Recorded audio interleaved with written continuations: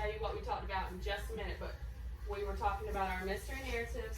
We talked about it Monday and Tuesday. What did we talk about Tuesday? What you needed to add into your meat and potatoes part of your mystery narrative? If a person got in trouble. Okay, so tell me what was that whole segment about? The character has a weakness, or add more mysterious items and clues. Good job, Dallas. Jana. Okay. What are all these things called that you're adding into it? I'll give you a hint. Tension. Yes, I don't know who said it. Somebody said it. You're adding tension in your story. Somebody give me an example of adding tension in your story by a character comes close to solving. Let's see. Jana. Yes. If they come close to solving it several times, but we won't. So give me an example of that. How would you add that into your mystery narrative? Like if somebody if there was a lid on the bottom, it said somebody's name and they went to that person and they did and it wasn't theirs. Exact. Good job. So if you did the wooden box prompt and you said, John said, and you said, you found the key to the box to get in, but then all of a sudden you dropped it in a rabbit hole and you couldn't find it, so you had to find another way to open it. Does that add tension into your story? Somebody give me an example of a character gets into trouble. How can you add that into your story, Isabella?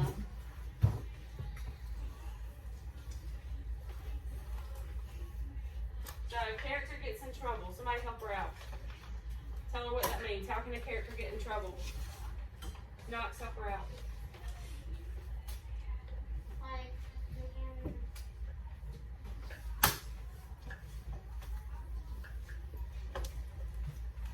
How can a character get in trouble in your story? they do something that they're not supposed to do. They can do something they're not supposed to do. They can mess with somebody's stuff. Mess with somebody's stuff they're not supposed to. So if you did the prompt number 1, good job, North. If you did prompt number 1 and you go into somebody's yard without asking, and the neighbor flips the light on and turns the flashlight, yells at you, "Who's there?" And they think that you're the pet napper. Are you is that a character getting into trouble? Yes. So how can we add a character has a weakness into the story? Aiden's not here. Dallas.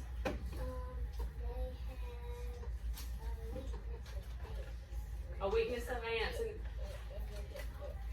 and they get bit by them, and so they swell up, and so that adds tension to your story.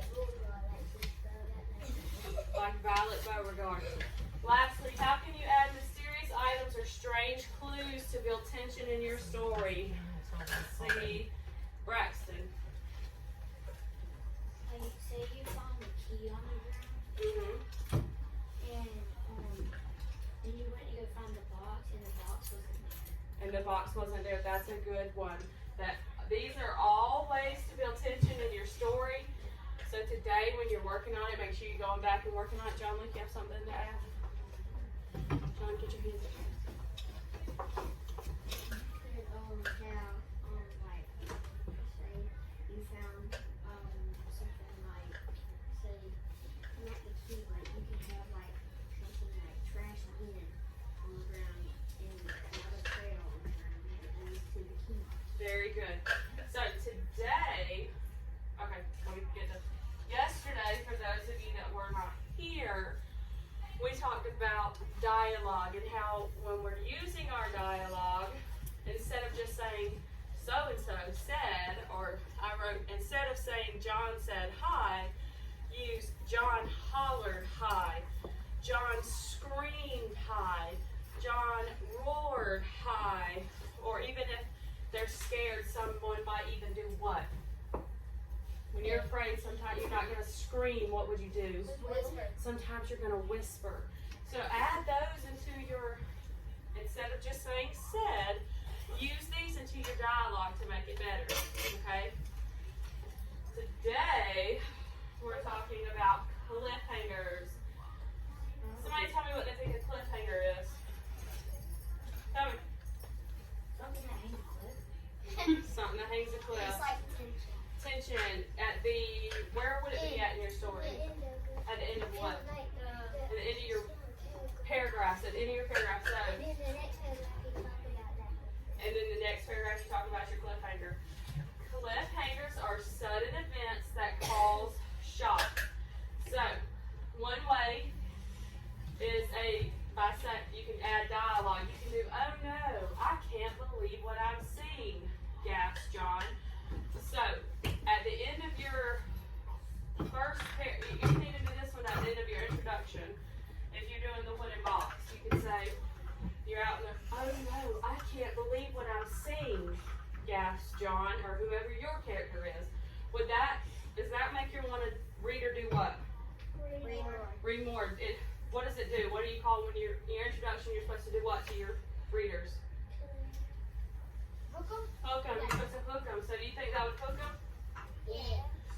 So the next way is to give them a visual picture. So it says, I creep into the crawl space. It is dark, narrow, and full of spiders. Does that leave you with cliffhanger? Yes, it freaks me out. It freaks you out. Okay, so please pick your heads up off your desk. If you did the animal one and you had to go into this abandoned building where you had to go into a creepy crawl space, it's dark and narrow and full of spiders. And would you leave that at the beginning of your paragraph or the end? The end. Do these go in the conclusion though? No. Why not? It wouldn't make any sense. You'll leave them hanging. In your conclusion, you're supposed to wrap it up. Good job, Sadie. So, I creep into the crawl space. It's dark and narrow and full of spiders. So then you start your next paragraph explaining your cliffhanger, saying, speaking of tension, how could you build tension with this if your character has a what? Of what? Has a weakness of spiders. They're deathly terrified.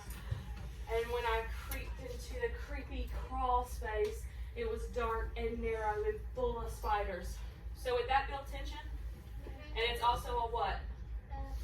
A cliffhanger. So it's going to make your reader want to do what? Jonathan, make sure you're paying up here.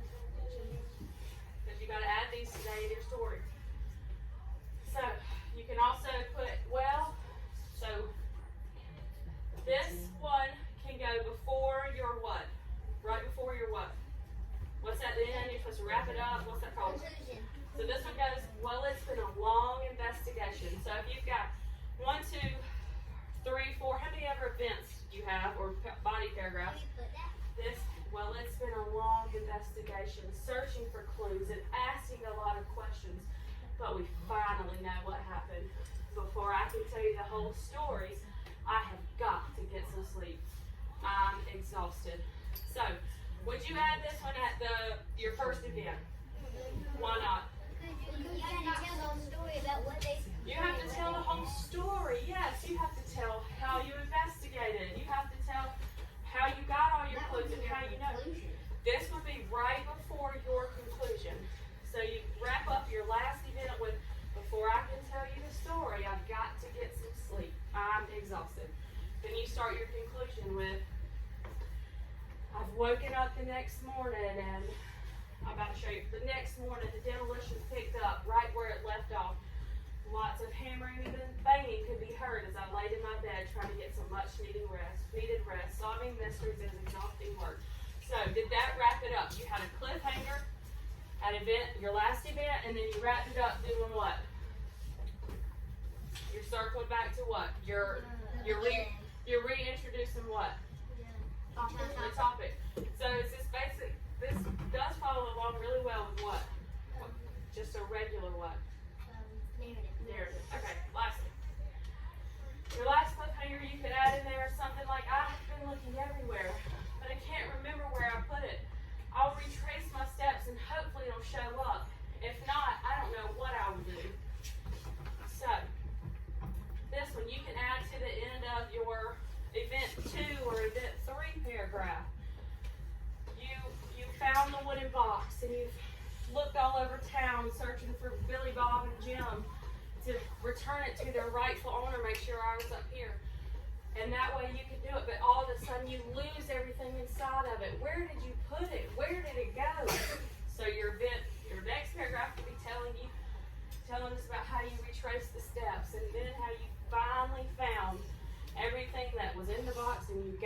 rightful owner.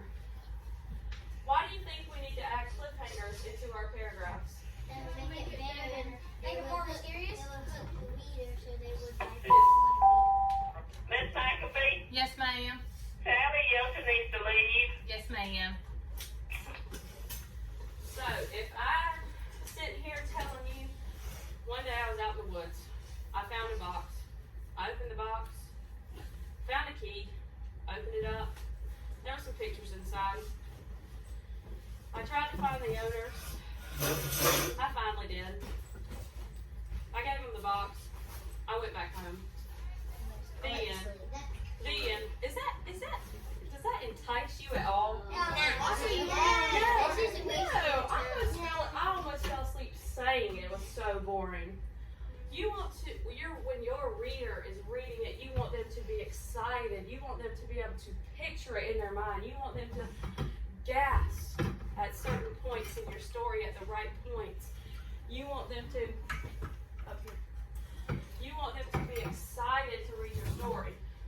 However, let's talk about your conclusion. So, a lot of you, when I did your pre-assessment, you ended your story with the end, or this is the end of my story. Is that a good way to wrap up your story? No. You don't tell me nothing. That doesn't tell me your ending. What did I tell you on Monday that your ending needed to do? You needed to wrap it up, and it needed to be what? Believable. So if you say, all right, the end, is somebody really going to believe that happened? Not really. So here are two different ways that you can write your conclusion. You can do a reaction of a character or a narrator. So you can say, well, it was a lot of hard work, but I'm glad my family worked as a team to solve the mystery of the blank. John sighed. I don't think I ever want to go through that again. So if you did prompt number 2, and you said, well, it was a lot of hard work, but I'm glad that me and whoever your characters are worked as a team to solve the mystery and return the box to its rightful owner.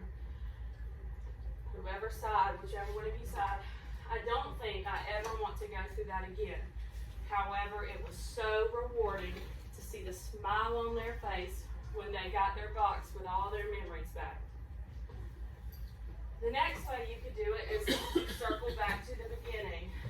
Like we talked about earlier, if it was, you did well, it's been long investigating, leaving that cliffhanger, and then coming back to your conclusion, wrapping it all up, saying, the next morning, so you went to sleep, you were exhausted, you woke up the next morning, the demolition picked right back up where it left off. Lots of hammering and banging could be heard as I lay in my bed trying to get some much more needed rest. Solving mysteries is exhausting work. So, do you want to just put the end at the end of your story? No. Or that's the end of my story. What do you want to do? You want to wrap it all up? Yes. And since we're not going to be here tomorrow, I'm going to put some words on the board that you can use instead of just the regular, because a lot of you tend to just use the same old word over and over and over again. Like, what's some words that you use over and over again? Then, and what else? Like, he like. Don't you think there's some other words that could be used better for that? Different? Yes, Colby. John, keep your head up. Okay. So, some words that I'm going to tell you right now that I'll write them up here a little bit, and then you'll get your journals out and we'll get busy. Get your heads up off your desk. So, another word instead of run could be race. You sprint, dart, dash, or rush. Another word instead of like is enjoy, treasure, admire, appreciate. Other words for funny are amusing, entertaining, hilarious, ludicrous, laughable. Other words for good are excellent, positive, superb, wonderful, and excellent. Some other friends for friends. Some other words for bad are lousy, awful, crummy, atrocious. And lastly, some other words for nice are friendly, kind, lovely, gracious, and pleasant. So, I want you to be thinking about all this. And before we get our journals out, I want you to take 2 to 3 minutes. I'm going to give you 2.5. To talk out what cliffhangers you're going to add into your story and how you're going to wrap your narrative up with a conclusion. Ready? Go.